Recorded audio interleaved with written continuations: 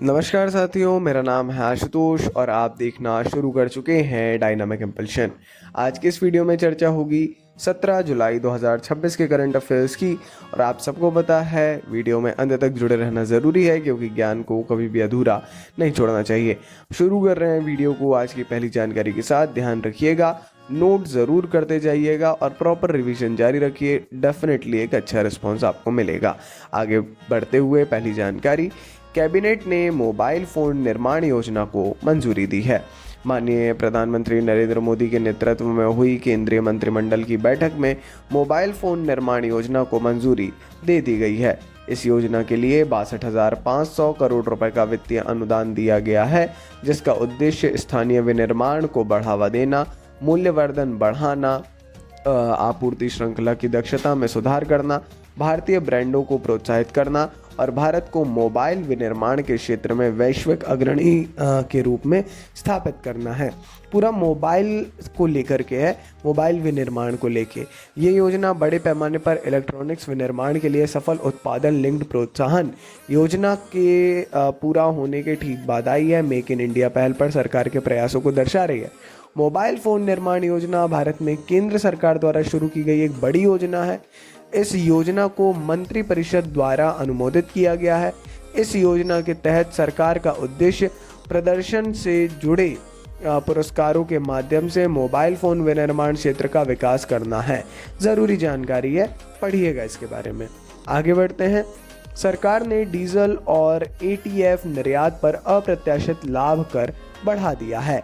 Petroleum उत्पादों के निर्यात पर लगने वाले विशेष अतिरिक्त उत्पाद शुल्क, जिसे आमतौर पर अप्रत्याशित लाभ कर के रूप में जाना जाता है, इसमें भारत सरकार के द्वारा संशोधन किया गया है और 16 जुलाई से शुरू होने वाले पखवाड़े से प्रभावी है ना। तो ये कर बढ़ा दिया है जो निर्यात पे होता है देश में, मतलब एक अच्छे अमाउंट रहे इसके लिए। वित्त मंत्रालय द्वारा जारी एक घोषणा में कहा गया कि डीजल और एटीएफ के निर्यात पर निर्यात शुल्क बढ़ा दिया गया है, जबकि पेट्रोल पर शुल्क घटा दिया गया है। तो ये भी एक ज़रूरी जानकारी है। इस निर्णय का उद्देश्य देश में पर्याप्त ईंधन आपूर्ति बनाए रखना और पश्चिम एशियाई क्षेत्र में चल रहे संघर्ष के कारण तेल की कीमतों में भारी वृद्धि के चलते होने वाले अनावश्यक निर्यात को रोकना है।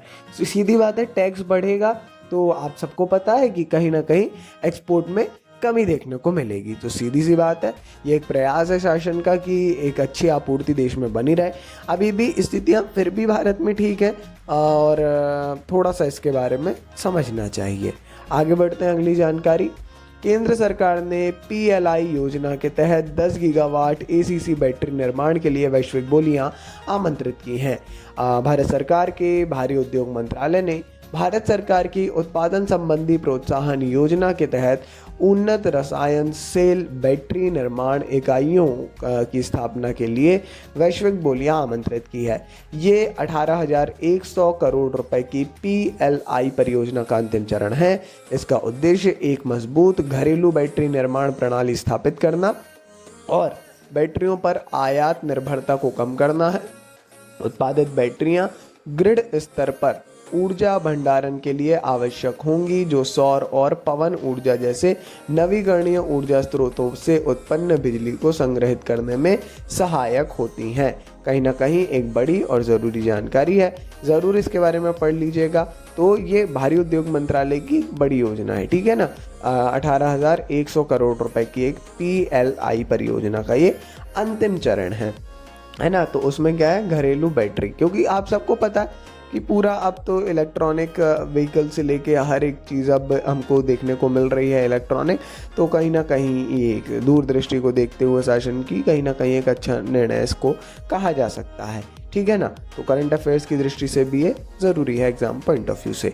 बढ़ते हैं आगे अगली जानकारी के कैबिनेट ने सेमीकंडक्टर 2.0 को मंजूरी दे दी है।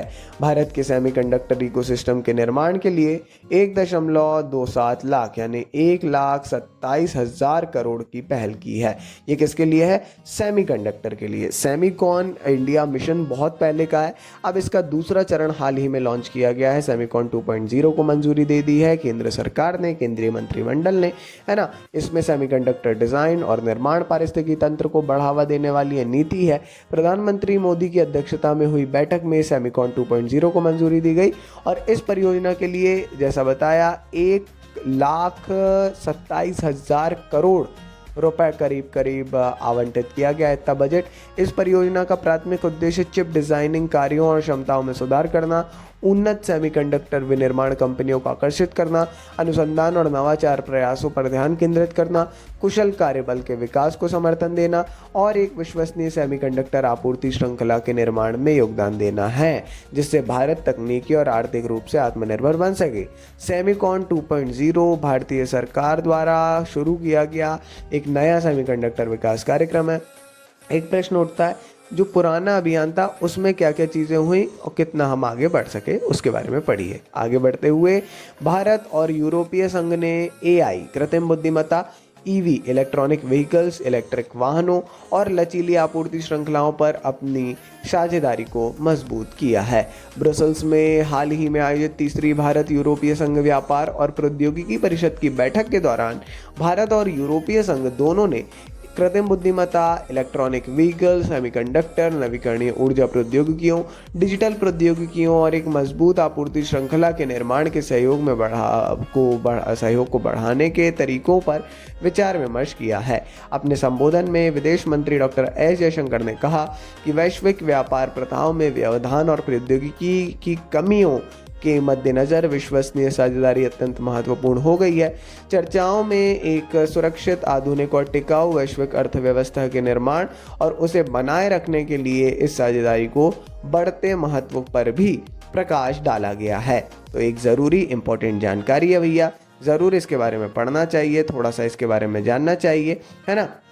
भारत और यूरोपीय संघ इन दोनों की ये मतलब एक साझेदारी के अंतर्गत, एक बढ़िया पार्टनरशिप के अंतर्गत ये सारी बातें चल रही हैं, है ना।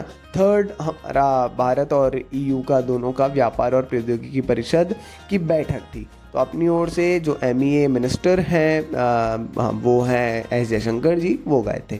आगे बढ़ते हुए देखते हैं अगली जानकारी। कोलकाता मेट्रो की चालक रहित ट्रेनें अब ग्रीन और पर्पल लाइन में इसका स्वचालित संचालन शुरू होने वाला है। कोलकाता मेट्रो ग्रीन लाइन और पर्पल लाइन पर ड्राइवर रहित मेट्रो को शुरू करके सार्वजनिक परिवहन में क्रांतिकारी बदलाव लाने के लिए तैयार है।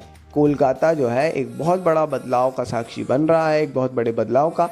रेल सुरक्षा आयुक्त द्वारा मूल्यांकन पूरा होने के बाद कोलकाता मेट्रो भारत की शीर्ष सार्वजनिक परिवहन प्रणालियों में से एक बनने की राह पर अग्रसर है।